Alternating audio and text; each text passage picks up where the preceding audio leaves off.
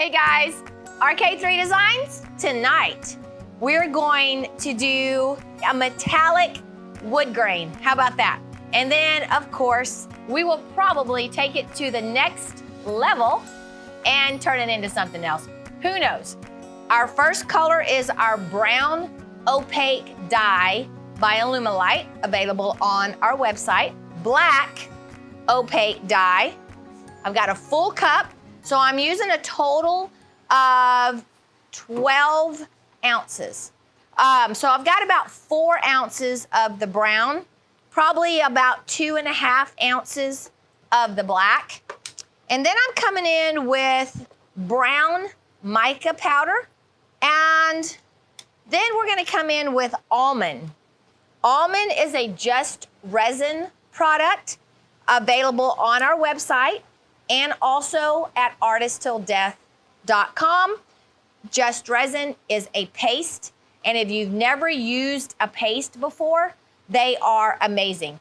Very interchangeable. If you don't have almond, you can substitute it with the dark bronze mica powder that you get on my website as well, and it's almost the exact color. So you can substitute either the almond or the dark bronze. I do have a little bit of copper mica powder, but I'm not really sure I'm gonna use it yet because it is very much in the same kind of family as our brown.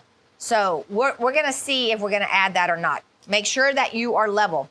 Okay, so we're gonna start with the brown. It doesn't matter, you don't have to start with the brown. And we're gonna just start kind of laying them out in a striated pattern. Some areas have a little more of the brown, some have a little less of the brown. So I have big pockets, and that's okay. That's just gonna give us some really cool depth. Then I'm gonna come in with the black. Now you guys aren't gonna be able to see the difference between the black and the brown on camera, but it does create some depth when you see it under different lights and in real life. All right, so we got the brown, the black, I'm gonna leave a little bit in that cup. All right, now we're gonna come in with our almond. The last one that I just put on was the brown. Now we're coming in with the pale gold. So I really like this gold. It's not a brassy gold or a super, super shiny gold that's gonna kind of take over your finish. It's really a pretty, pretty gold. And I'm just gonna start melding. Now, as I meld, I wanna make sure that I'm not over mixing my colors, because what I don't wanna do is over meld these colors and end up making one color. That's why it's real important to keep it in a striation, meaning you want everything in a line and you're gonna push it over the edge until you get it all on the board. So now all I'm doing is taking a popsicle, actually it's a tongue depressor. The tongue depressor actually makes finer lines.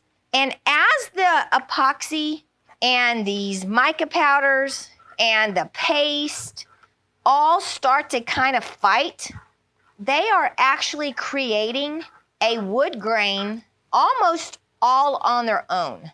So you really don't even have to do a whole lot. Make sure that as you drag, you're dragging all the way to the edge so that that epoxy kind of goes off the edge. You could see ever so often there's that brown, but I'm gonna add a little bit of the copper here. And I'm not gonna add it everywhere. If I were satisfied with this finish, I would walk away 30 minutes or so. I would come back and I would re-drag my stick through the epoxy, especially on my edges, and it would revitalize it. Very, very, very distinct colors, very, very pretty. All right, so what I'm gonna do is I'm gonna tilt. Now, obviously, if you're doing this on an on-site pour, meaning you're not fabricating your countertops or you're pouring on a surface that can't be moved, this is gonna be kind of tough. But if you're doing a tabletop or a countertop that you've fabricated and you have the ability to tilt, this is a really cool way to get some movement. All right, so I'm gonna only heat up a couple of spots, all right? So I'm gonna heat up right here, and I'm gonna heat up right here. So now when I tilt, those areas are gonna move faster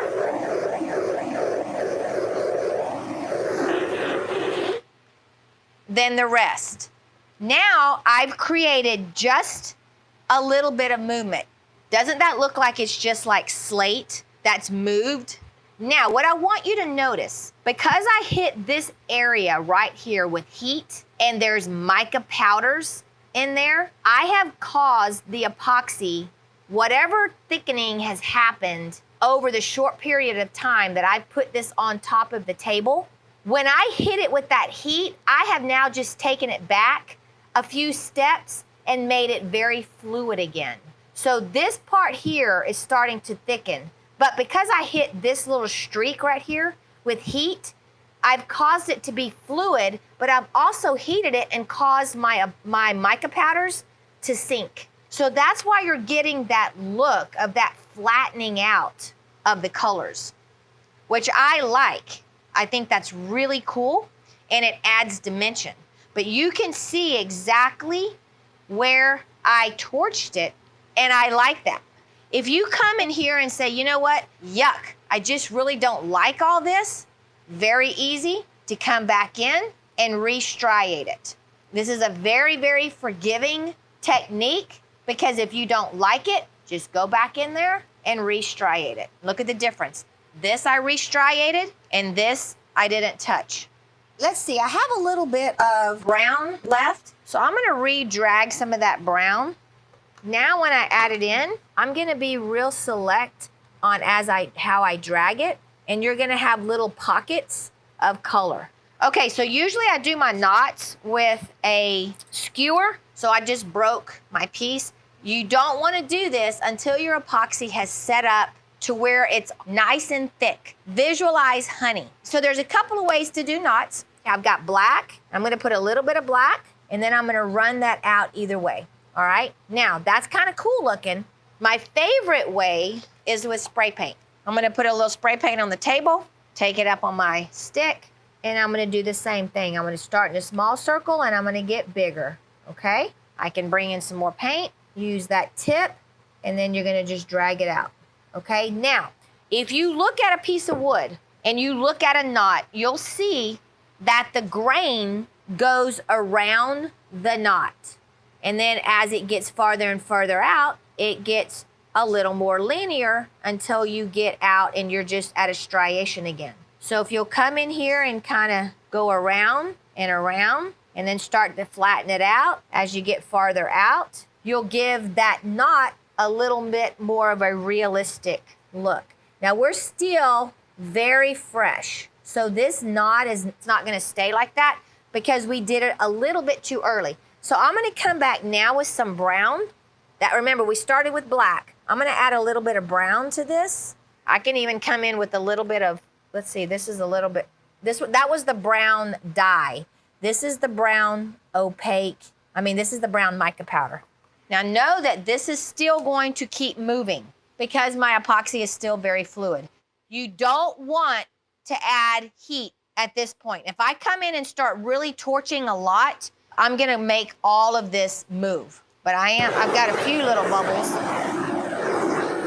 so I'm gonna hit it just a little bit. That's how you would create knots.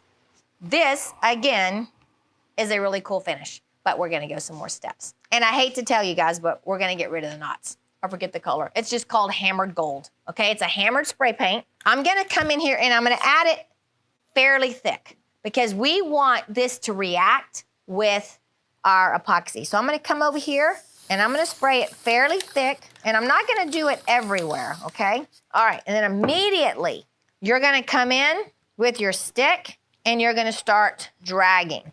And it's gonna start making some really cool reactions. Now you have to do this really quick. If not, your paint is gonna start clumping, kind of like it's doing, but you can hit that with a little bit of heat and it'll help those clumps to go away.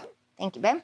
All right, so I'm gonna come in. The reason I like a Bondo spreader is because this is where I like to kind of twist it as I drag it, and it gives a really cool look. So on my Bondo spreader, I'm taking it and I'm dragging it, and as I'm dragging it, I'm twisting it.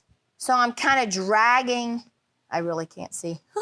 So I'm kind of dragging that paint and causing a really cool look. Now, since I didn't do it over the entire surface, as I'm dragging it, I'm kind of pulling it into the area that I didn't spray and just taking a little bit of that color into that. See that? Wow, that's pretty. So look at it before I hit it with the Bondo spreader, when I just drug it with a stick. See how it's that right there is really pretty also. But I'm gonna take it and because I'm twisting and turning my Bondo spreader as I go up, it's causing that really cool effect. All right, let me hit it with a torch really quick just to get some of those bubbles, because I'm really starting to entrain quite a bit of bubbles because I'm chopping it. My epoxy is about almost an hour old since I mixed it, because I mixed it about 15 minutes before we started. So it's starting to really set up, and I love it. This is the fun stage that I love. Now, look at that. What the hammered spray paint does when you mix it in with those mica powders and that paste and those dyes. Is that not gorgeous? I love that.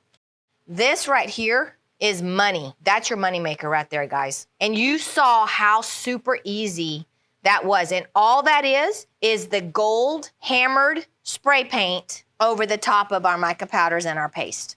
I'm gonna show you one other technique that's so much fun, and I don't know what, here it is. So before you do this particular technique, you're gonna wanna let your epoxy set for another probably 10 or 15 minutes until, this is what you're looking for. You can test it on your table, on your drips. It's still a little fluid. I would like that string right there to stay a little longer before it breaks. Only go about a half an inch or an inch. No, about, what's that, about half an inch? Yeah, about a half an inch. So we're still a little bit fluid to do what I wanna show you, but I wanna save this for later, okay? So we're just gonna do it to that one edge.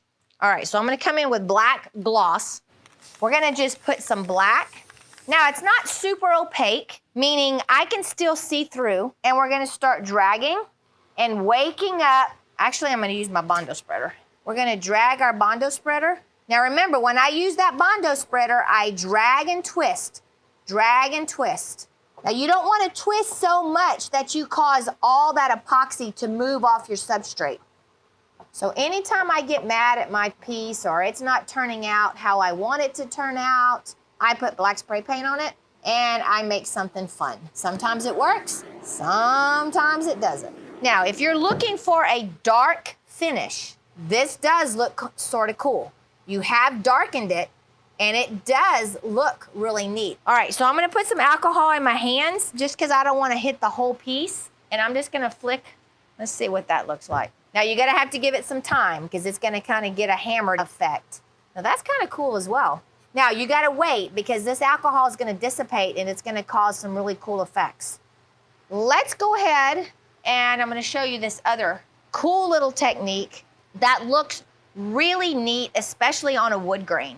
So you're gonna take a popsicle or a tongue depressor, and you want the big one, okay? Because it really does look better. We're gonna chop, we're gonna go down, and as we chop, we're gonna sort of turn, and we're gonna be very random with this. So when I push it down into the epoxy, watch when I lift it up. See those little strings, okay?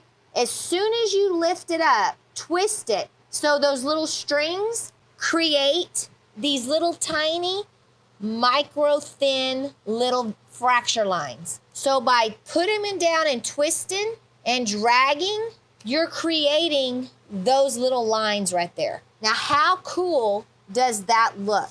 I really like all three. Now, my favorite part is still this little vein right here. I think that is just gorgeous. So when I torch, you see how fast I torch? Really quick, get in and get out and just pop those surface bubbles. Until next time, remember, don't be scared. Move forward, no matter what. Move forward and always be creative. Love you.